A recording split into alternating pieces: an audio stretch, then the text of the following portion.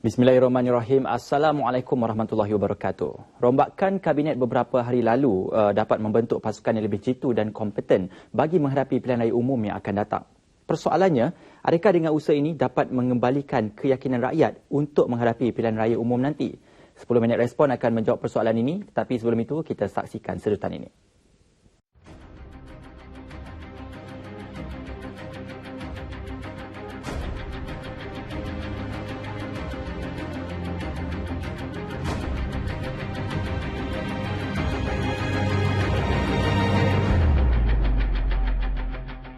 Baiklah, kita terus bersama dengan tetamu kita iaitu Tuan Kuseman Kuhusin, Pengarang Mingguan Malaysia. Tuan, kita terus pada persoalannya ya.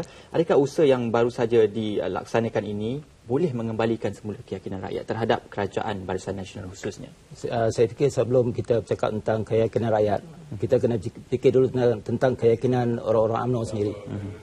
Orang-orang UMNO yang saya fikir agak hilang keyakinan kepada parti, kepada sesegah pemimpin akan menjejaskan berdirinya BN dalam pilihan raya.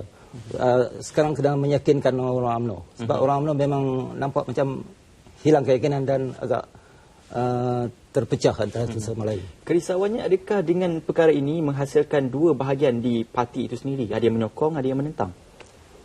Secara kasar kita tengok dah wujud satu perpecahan macam dulu perpecahan masa zaman Dr. Mahathir dan Kuli.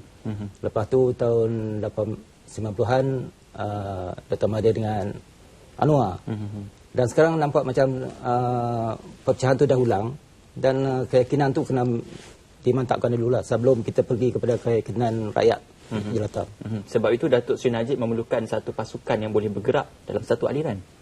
Saya fikir bukan isunya satu aliran. Kita memerlukan pasukan yang boleh mengkritik antara satu sama lain. Dengan kritikan baru boleh kita wujudkan satu yang mantap. Kalau kita satu line saja, saya fikir mungkin ada benda-benda yang perlu ditambah baik. Tidak ada pihak yang berani untuk menyuarakan. Itu akan jadi satu risiko yang besar pada BN. Baik, dalam isu yang berlaku dan juga situasi yang berlaku ini, adakah keyakinan pelabur asing ataupun masyarakat dunia berkurang terhadap negara kita?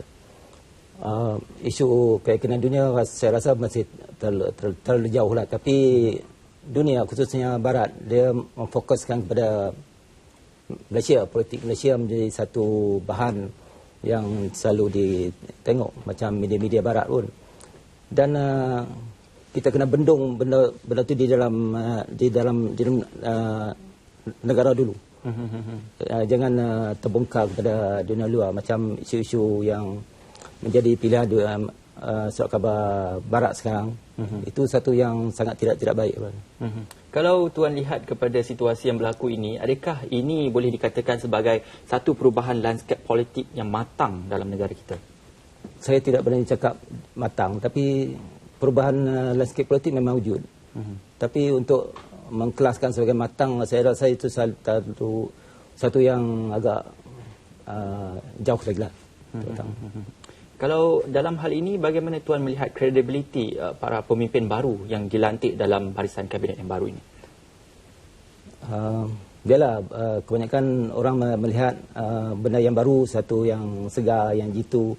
Tapi bagi saya terlalu awal untuk saya bagi analisis tentang kemampuan pasukan baru yang PM wujudkan.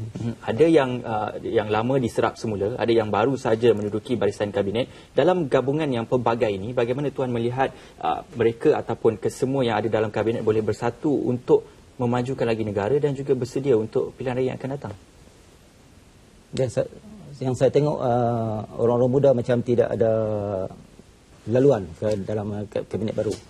Walaupun dalam Perhimpunan Agung UMNO ditekankan orang muda mesti dibagi laluan, tapi saya tengok banyak yang ada yang lama dimasukkan kembali dan itu satu yang saya rasa tidak bagus sebab dah disuarakan dalam Perhimpunan Agung UMNO orang muda mesti kita bagi lalu anak supaya jadi pemimpin pelapis. Adakah kemungkinan orang-orang muda dalam negara kita sudah tidak berminat dengan politik tanah air? Dia orang berminat, tapi kita kena mewujudkan satu keyakinan. Dalam konteks ini kita cakap tentang Barisan Nasional lah.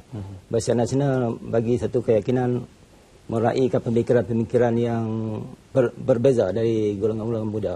Kita mesti ada pandangan-pandangan yang bertentangan untuk menunjukkan satu kesatuan. Apabila ada satu pertentangan, dia akan wujudkan satu benda yang boleh lebih baik. Jadi kita mengikut satu arus saja. Kalau dalam hal itu, sejauh mana individu itu ataupun sekumpulan itu ada haknya boleh menentang ketua dan sebagainya?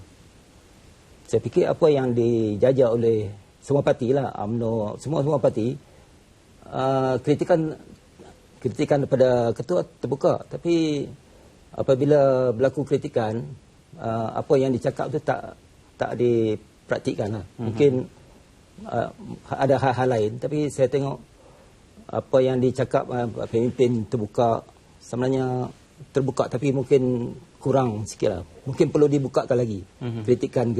Bagaimana pula dengan kesetiaan terhadap parti? Saya fikir orang politik mesti setia kepada tanggungjawab pada rakyat lah. Kalau parti misalnya parti dah melencong dari perjuangan, kita tidak perlu setia pada parti, setia pada tanggungjawab kita sebagai pemimpin. Kita pula sebagai rakyat dan juga masyarakat, apa yang boleh dilakukan oleh masyarakat bagi menyokong kepimpinan tanah air untuk menjadi lebih baik? Ya, kita sebagai masyarakat kita perlu terbuka lah. Kita perlu terbuka, jangan boleh juga mengkritik. Boleh mengkritik, jangan taksub pada sesuatu lah. Bagi saya mungkin saya tidak terikat dengan mana-mana fahaman politik, dan saya tengok dari semua sudut. Kalau kita lihat situasi politik tanah air, masyarakat lebih mempercayai kepada media sosial, apa yang ada di internet berbanding dengan apa yang dilaporkan di media-media masa. Jadi apa yang boleh difahami daripada isu ini, Tuan? Bagi saya media sosial pun kita tidak boleh meminggirkan, sebab dalam banyak-banyak benda ada banyak yang betul, dan sekali betul orang akan pegang. Itu satu cabaran lah pada media mainstream. Tapi banyak tomahan penipuan juga boleh disebarkan di media sosial. Ya, yang tomahan betul, tapi yang ada yang betul pun betul. Tapi masyarakat kena dididik supaya matang menyaring semua maklumat, sebab zaman ini adalah zaman liberalisasi maklumat.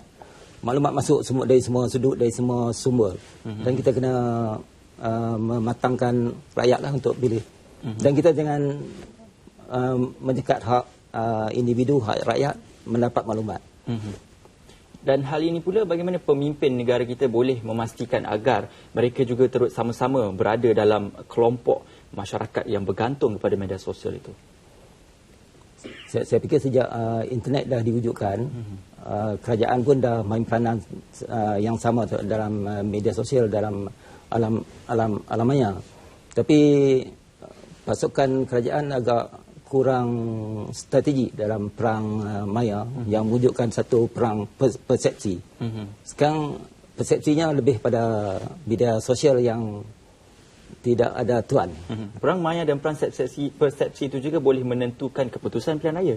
Ya, mesti. Sebab kebanyakan rakyat dia merujuk pada telefon tangan.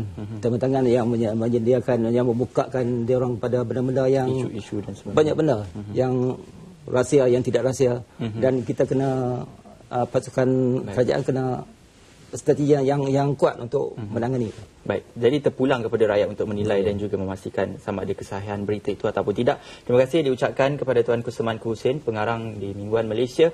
Baiklah, kesimpulannya, walau apa pun yang terjadi, kita sebagai rakyat Malaysia perlu sentiasa bersatu hati untuk memastikan keamanan dan ketenteraman negara. Kita jumpa lagi minggu depan. Assalamualaikum.